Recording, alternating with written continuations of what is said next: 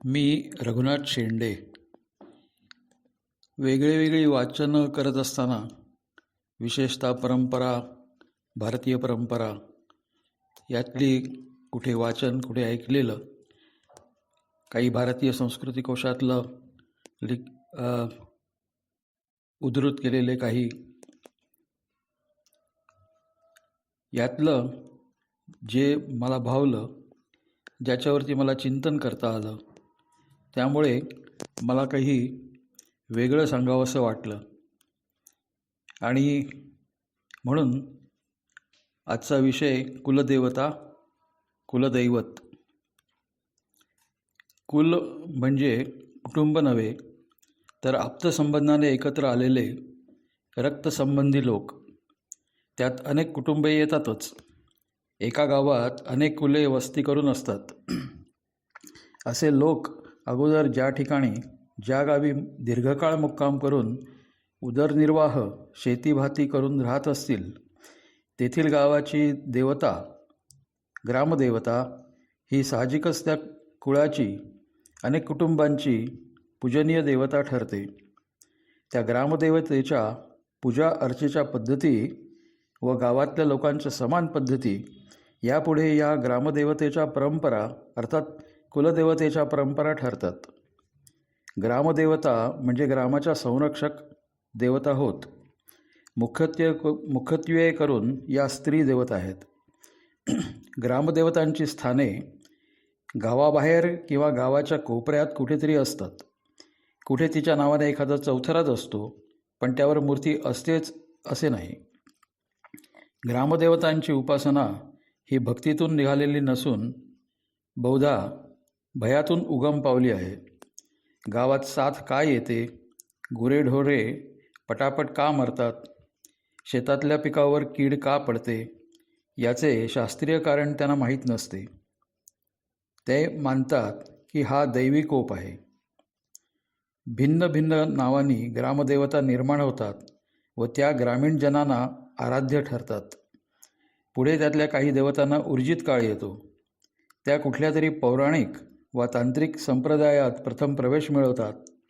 तेथून व्रत विधानात शिरतात. पुढे त्यातल्या काही इष्टदेवता कुलदेवता म्हणून उच्चवर्णीयांच्याही देवघरात जाऊन बसतात. उदाहरणार्थ, जेजुरीचा खंडोबा मूळचा द्राविड आदिवासींचा देव, पण आज तो अनेक जातींचे, एवढेच नव्हे तर ब्राह्मणादी अनेक जातींचे कुलदैवत बनलं आहे. गावातील विविध कुळातील काही लोक वा कुटुंबे काळानंतर विविध कारणांनी स्थलांतर करतात. आपल्यासोबत अर्थातच आपले उपास्य दैवत, ज्यात ग्रामदैवतही आले, व त्यासोबत त्याच्या पूजेच्या रीतिभाती परंपरेने आलेल्या त्या नेतात. यात आपल्या मूलस्थानाची आठवण जागृत राहते अनेक पिढ्यानपिढ्या. तसेच पूजापद्धतीही परंपरेच्या नावाने चालू राहतात. मात्र स्थानपरत्वे काही गोष्टींना मुरड घालावी लागते.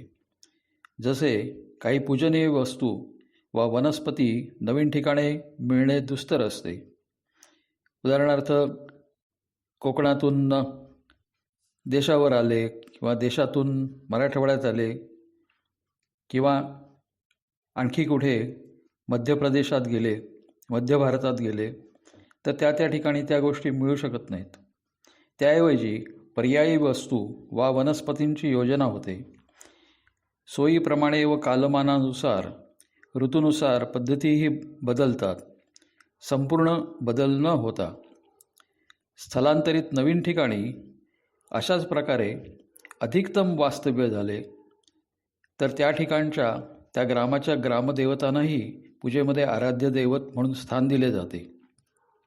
कारण त्यावेळेला मूळ स्थानी, मूळ गावी जाण्याची शक्यता नव्हती. प्रवासाच्या सोयी नव्हत्या.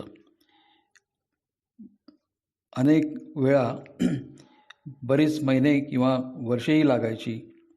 त्यामुळे तिथे जाणेही होत नसे. मग ज्या परंपरा, त्या ज्या ठिकाणी नवीन ठिकाणी लोक गेले असतील ते त्या नवीन ठिकाणच्या